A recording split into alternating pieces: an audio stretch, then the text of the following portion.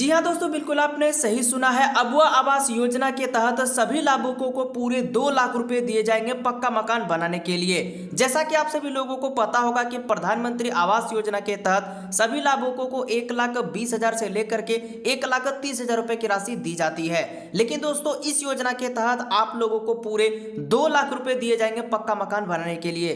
दोस्तों, इस योजना के लिए आप आवेदन कैसे करेंगे, कौन कौन लोग यहाँ पर आवेदन कर सकते हैं, सब कुछ मैं आपको इस वीडियो में पूरी डिटेल के साथ बताने वाला हूं।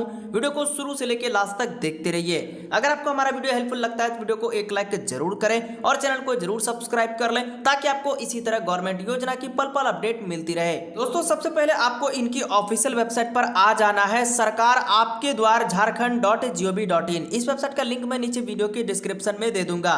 तो दोस्तों, कुछ इस प्रकार यहाँ पर झारखंड राज्य का एक ऑफिशियल वेबसाइट है, यहीं पर आपको पूरी जानकारी देखने को मिल जाती है।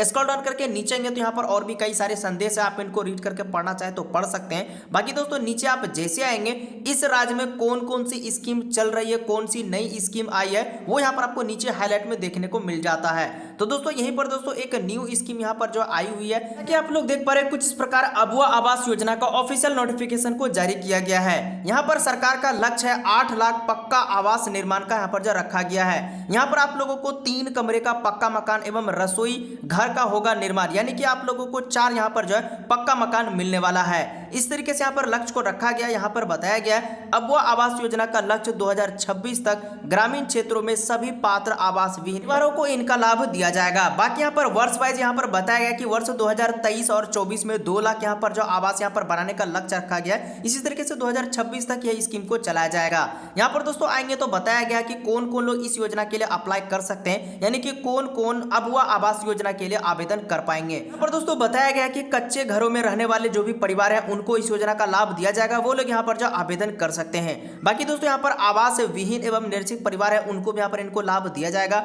बाकी जो लोग यहाँ पर विशेष रूप से कमजोर जनजाति समूह जैसे कि पीवीटीजी के परिवार आते हैं, तो वो लोग भी यहाँ पर आवेदन कर सकते हैं। प्राकृतिक आपदा के शिकार परिवार, वो लोग भी यहाँ पर आवेदन कर सकते हैं। कानूनी तौर पर रिहा किए गए बंधुआ मजदूर, वो भी आवेदन यहाँ पर जो कर सकते हैं। वैसे परिवार जिन्हें राज्य सरकार यानी कि अथवा केंद्र सरकार, इन सब से यहाँ पर कोई भी प्रधानमंत्री आवास योजना, ग्रामीण बाबा साहेब, तो कई सारे यहाँ पर स्कीम के बारे में बताया गया। इन सभी स्कीम को पढ़ेंगे तो यहाँ पर बताया गया है इन सभी योजना का लाभ नहीं दिया गया हो तो भी दोस्तों आप यहाँ पर इसके लिए अप्लाई कर सकते हैं। बाकी दोस्तों और भी यहाँ पर चीजें दी गई, जैसे कि उपयुक्त पात्रता मापदंड के अनुसार यहाँ पर बताया गया कि लाभार्थी की स्थिति यानी कि प्रत्येक सूची ग्रामीण सभा में तैयार की जाएगी, यहाँ पर जो बताया गया है। बाकी दोस्तों यहाँ पर बताया गया कि आवास का निर्माण के लिए न्यूनतम जो है 31 वर्ग मीटर यहाँ पर जो किया जाएगा, तो यहाँ पर बताया गया है। उनके बाद पूर्व में प्रधानमंत्री आवास योजना ग्रामीण के तहत देय राशि जो कि देख पा रहे कि बताया जा रहा है 1,20,000 से लेकर के 1,30,000 रुपए यहाँ पर मिलती है। लेकिन दोस्तों इस स्कीम के तहत आप लोगों को पूरे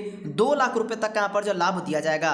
तो यहाँ पर साफ तौर पर क्लियर करके बताया गया, देख सकते हैं, प्रति यूनिट आवास की सहायता राशि 2 लाख रुपए होगी, यानी कि हर व्यक्ति को आवास बनाने के लिए 2 लाख रुपए तक का यहाँ पर जो लाभ दिया जाएगा। बाकी दोस्तों और भी यहाँ पर बातें बताई गई है कि किन किन लोगों को इस योजना का लाभ नहीं मिल पाएगा।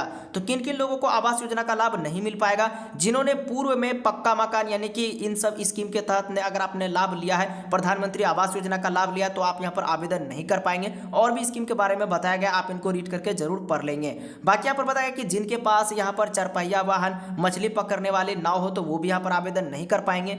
3 पहिया 4 पहिया वाले यांत्रिक कृषि उपकरण हो तो वो लोग भी यहाँ पर आवेदन नहीं कर पाएंगे। साथ ही यहाँ पर जिन परिवार का कोई भी सदस्य सरकारी सेवा में यानी कि नौकरी कर रहे हैं तो भी यहाँ पर आप लोग आवेदन नहीं कर पाएंगे। प्रतिनिधि यहाँ पर चयनित किया गया हो तो भी यहाँ पर आप लोग आवेदन नहीं कर सकते हैं। परिवार का कोई भी सदस्य आयकर दाता हो तो भी यहाँ पर आप लोग आवेदन नहीं कर सकते हैं। परिवार का कोई भी सदस्य व्यवसायिक यहाँ पर करदाता तो भी यहाँ पर आवेदन नहीं कर पाएंगे। परिवार के पास रेफ्रिजरेटर भी नहीं होना चाहिए और साथ ही 2.5 एकड़ या इससे ज्यादा की भूमि यहाँ पर जो है सिंचाई यहाँ पर नहीं होनी चाहिए। साथ ही उपकरण भी आपके पास नहीं होना चाहिए। दोस्तों बात करते हैं अबुआ आवास योजना का लाभ लेने के लिए आपके पास कौन कौन से इंपॉर्टेंट डॉक्यूमेंट होने चाहिए। तो दोस्तों कुछ इस प्रकार यहाँ पर दिए गए हैं। आपके पास आधार कार्ड होना चाहिए, आय प्रमाण पत्र आपको लगने वाला है, साथ ही मोबाइल नंबर तो जरूरी है, निवास प्रमाण पत्र भी आपके पास बना हुआ होना चाहिए, तो ही आप यहाँ पर इस योजना का लाभ ले पाएंगे। साथ ही आपके पास एक बैंक खाता होना चाहिए जो कि चालू वाला होना चाहिए। साथ ही आपके पास राशन कार्ड होना चाहिए, पासपोर्ट साइज फोटो यहाँ पर आपको लगने वाला है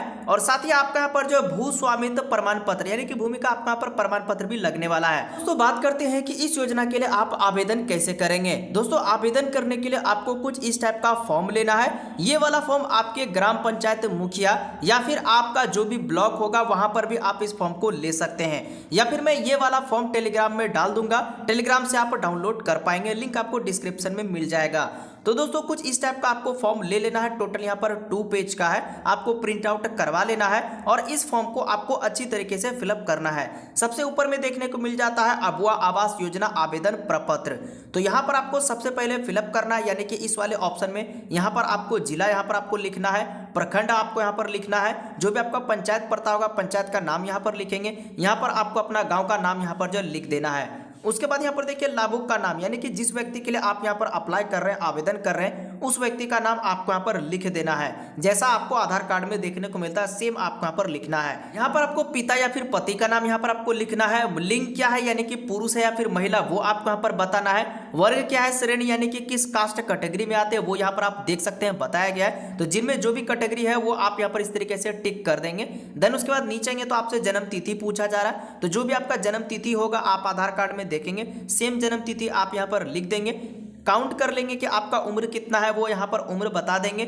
जॉब कार्ड नंबर पूछा जा रहा है, तो जो भी आपका जॉब कार्ड का नंबर होगा, जॉब कार्ड का नंबर आपको यहाँ पर लिख देना है। आपका आधार कार्ड का नंबर जो भी होगा वो इस वाले बॉक्स में आपको यहाँ पर लिख देना है, यानी कि आधार कार्ड का नंबर ही आपको लिखना है। उसके बाद नीचे तो यहाँ पर आपसे देखिए खाता संख्या पूछा जा रहा है, तो यहाँ पर आपको अपना अकाउंट नंबर लिखना है। जो भी आपका अकाउंट नंबर होगा पासबुक में देखेंगे वैसा ही आपका पर अकाउंट नंबर लिख देना है। ध्यान रहे कि जो भी यहाँ पर आप अकाउंट नंबर दे रहे हैं, जिस व्यक्ति का आवेदन कर रहे हैं उसी का आपका पर अकाउंट नंबर लिखना है। यहाँ पर आपको एफसी कोड डालना है। बैंक का क्या नाम है, जैसे कि state bank of India, central bank of India, तो बैंक का नाम आपको लिखना है।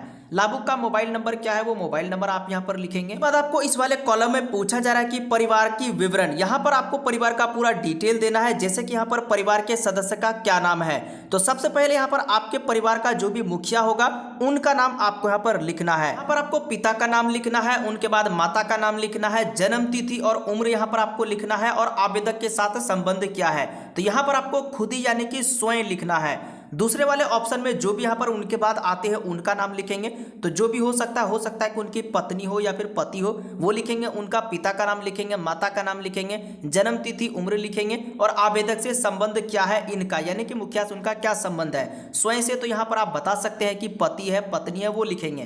फिर उनके बाद जो भी आता है मेंबर आएगा उनका नाम आपको यहाँ पर लिखना है। इसी तरीके से पिता माता का नाम जन्म तिथि उम्र लिखेंगे। अब उनसे आपका क्या संबंध है, हो सकता है पुत्र होगा पुत्री होगी, वो आपका पर बताना है। तो इसी प्रकार यहाँ पर जो सभी परिवार का सदस्य का नाम आपको लिखना है। इस तरीके से आप यहाँ पर सभी में फिलअप कर देंगे। उनके बाद यहाँ पर आपको नीचे पूछा जा रहा आय का स्रोत क्या है, यानी कि आपका इनकम सोर्स क्या है। हो सकता है कि आप यहाँ पर किसान होंगे, मजदूर होंगे, राजमिस्त्री होंगे, रिक्शा चालक होंगे, तो जो भी होंगे आप यहाँ पर लिख सकते हैं। किसान है तो किसान लिखेंगे, मजदूर है तो मजदूर लिखेंगे, तो वो यहाँ पर आप आय का स्रोत बताएंगे। वार्षिक आय कितना है, यानी कि सालाना आप यहाँ पर कितना कमाते हैं, तो जो भी होगा आप यहाँ पर लिख सकते हैं। 1,90,000, 80,000, जो भी आपका एनुअल इनकम होगा वो आप यहाँ पर लिख देंगे। यहाँ पर आपसे वर्तमान आवास की स्थिति पूछा जा रहा है, तो यहाँ पर आपसे पूछा जा रहा है आवास विहीन है, यानी कि आपके पास घर नहीं है, तो नहीं है तो आपको हाँ पर यहाँ पर आपको इस तरीके से टिक कर देना है। कच्चा आवास है तो कच्चा आवास है तो हाँ करेंगे, अगर कच्चा आवास नहीं है तो नहीं वाले ऑप्शन पर आपको यहाँ पर जो टिक करना है। तो यहाँ पर पूछा जा रहा है अगर हाँ तो आवास में कितने कमरे हैं। अगर आपने आवास विहीन वाले ऑप्शन में नहीं को किया है, यानी कि आपके पास 2-3 कमरे हैं, तो वो आप यहाँ पर बता देंगे कि हमारे पास कच्चा मकान नहीं है तो 2 कमरे, वो आप यहाँ पर बता सकते हैं। उसके बाद यहाँ पर आपसे पूछा जा रहा है पक्का आवास, यानी कि आपके पास पक्का आवास है। अगर पक्का आवास है तो आपको हाँ करना है, अगर पक्का आवास नहीं है तो आपको नहीं वाले ऑप्शन पर आपको टिक करना है। अगर आपने हाँ किया है तो कितने कमरे हैं वो आप यहाँ पर बताएंगे। इसके बाद आपको दूसरे पेज पर चले आना है। यहाँ पर आपसे देखिए पूछा जा रहा है कि प्लॉट संख्या, तो जो भी आपका प्लॉट संख्या होगा वो आप यहाँ पर लिखेंगे।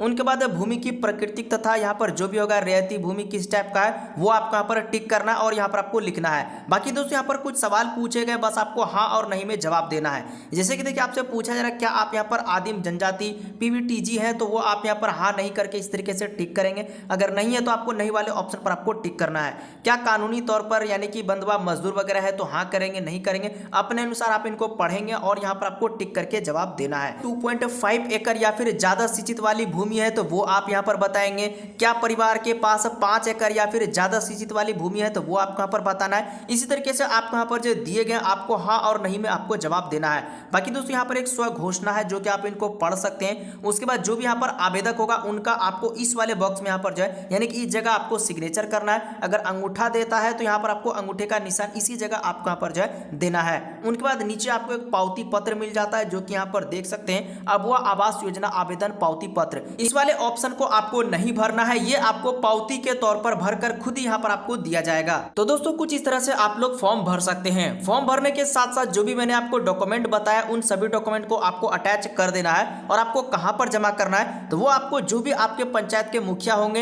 एक कैंप चल रहा है, कैंप के माध्यम से भी आप यहाँ पर आवेदन कर सकते हैं, या फिर आपका जो भी प्रखंड कार्यालय होगा, ब्लॉक होगा, वहां पर भी आप फॉर्म लेकर के वहीं से भर करके वहीं पर आपको जमा कर देना है।